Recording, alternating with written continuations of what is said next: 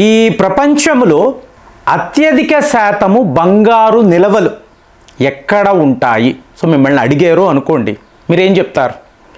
ఏముందండి, bank of England, ఇక్కడే కదా మీకు బంగారు నిల్వలు. అంటే మన బంగారం కూడా అక్కడ ఉన్నట్టుగా ప్రపంచంలో ఉండే రిచెస్ట్ కంట్రీస్ బంగారం అంతా కూడా బ్యాంక్ ఆఫ్ ఇంగ్లాండ్ యొక్క గోల్డ్ వాల్ట్లో ఉంటుంది. ఇమీడియట్గా ఆన్సర్ వస్తుంది. లేదా అమెరికాలో ఉండే న్యూయార్క్ గోల్డ్ చెస్ట్, సో అక్కడైనా ఉండొచ్చు. కానీ నిజము ఏమిటి? నిజము ఏమిటి అంటే పద్మనాభ స్వామి ఆలయం. సో ప్రపంచములో ఎక్కడా ఎవరు చూడని బంగారము అనేది మీకు పద్మనాభ స్వామి ఆలయములోనే ఉంటుంది. ఇదే వాస్తవం. ఇప్పుడు ఎందుకండి అంటే మిత్రులు ఎంతోమంది ఎన్నో వీడియోస్లో మాట్లాడారు, నేనే ఒక 2 వీడియోస్ చేశాను. ఇవాళ ఎందుకు పద్మనాభ స్వామి ఆలయం గురించి మాట్లాడాలి అంటే, పోయిన నెల జూన్ 8వ తారీఖు మీకు పద్మనాభ స్వామి ఆలయములో మహాకుంభాభిషేకము అనబడే ఒక అత్యుత్తమమైన అతి ముఖ్యమైన ఒక రిచువల్ అనేది జరిగింది.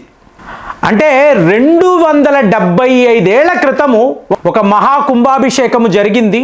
దాని తరువాత ఇప్పుడే, ఎవరైనా ఈ వార్త విన్నారా? జూన్ 8వ తారీఖు చాలా కోలాహలంగా వాళ్ళు ఈ పండుగ అనేది చేసుకున్నారు.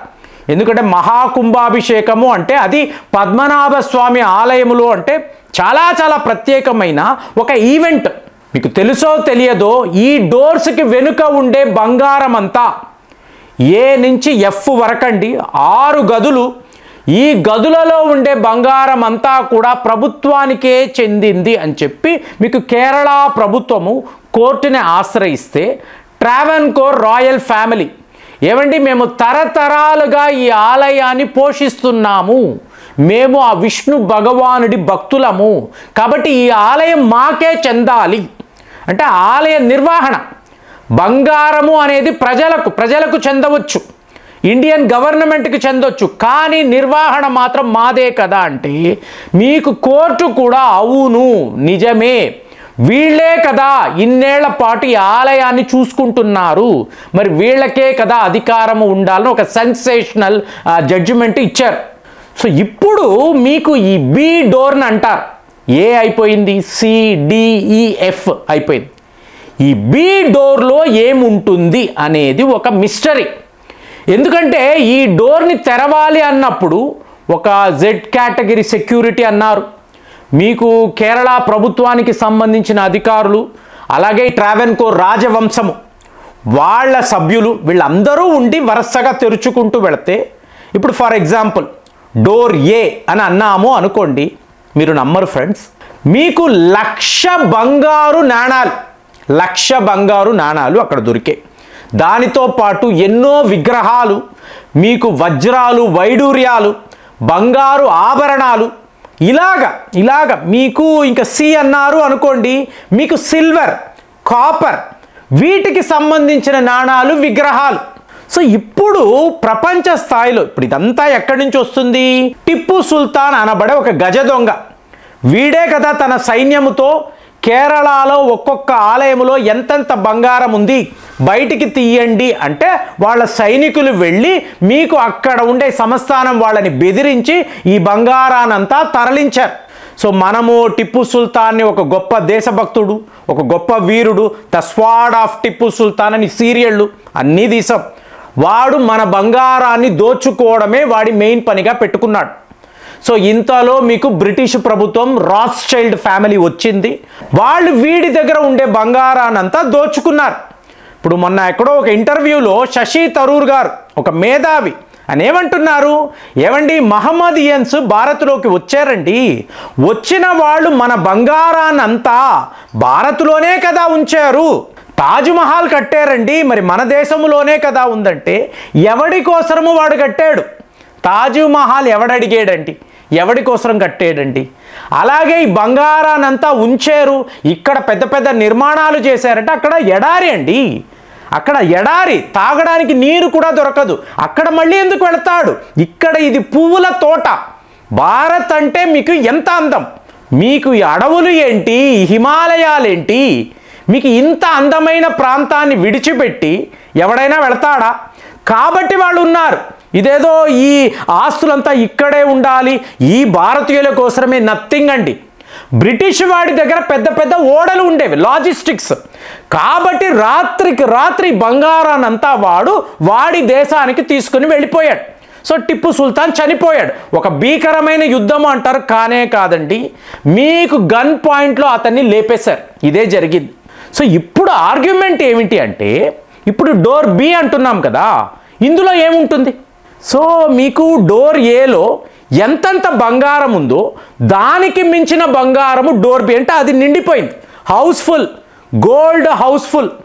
సో బిలో కూడా బంగారమే ఉండాలి.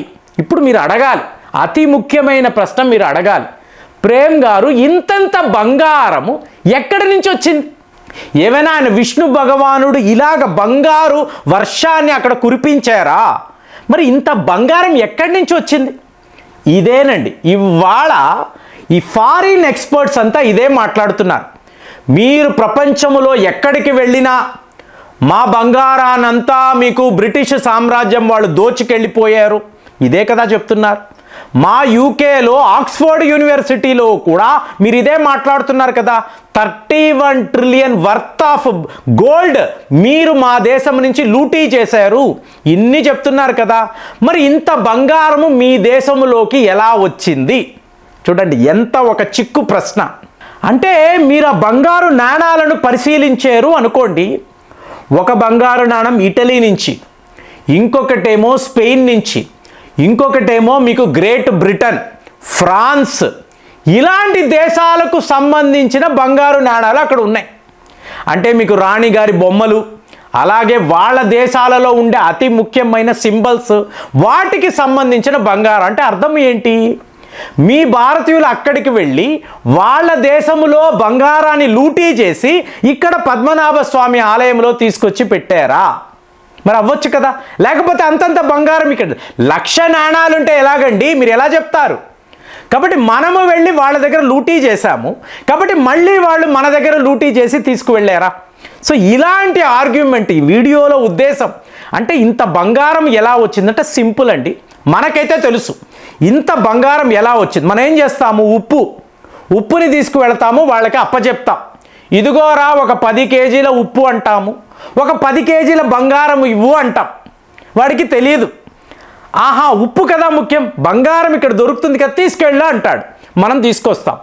ఇలాగా మీరు ప్రపంచమంతా ఓడల్లో తిరుగుతూ 1000 కేజీల బంగారము, 2000 కేజీల బంగారం ఇలాగ తీసుకువచ్చి మీ ఆలయాల్లో అంతా కూడా నింపేశారు.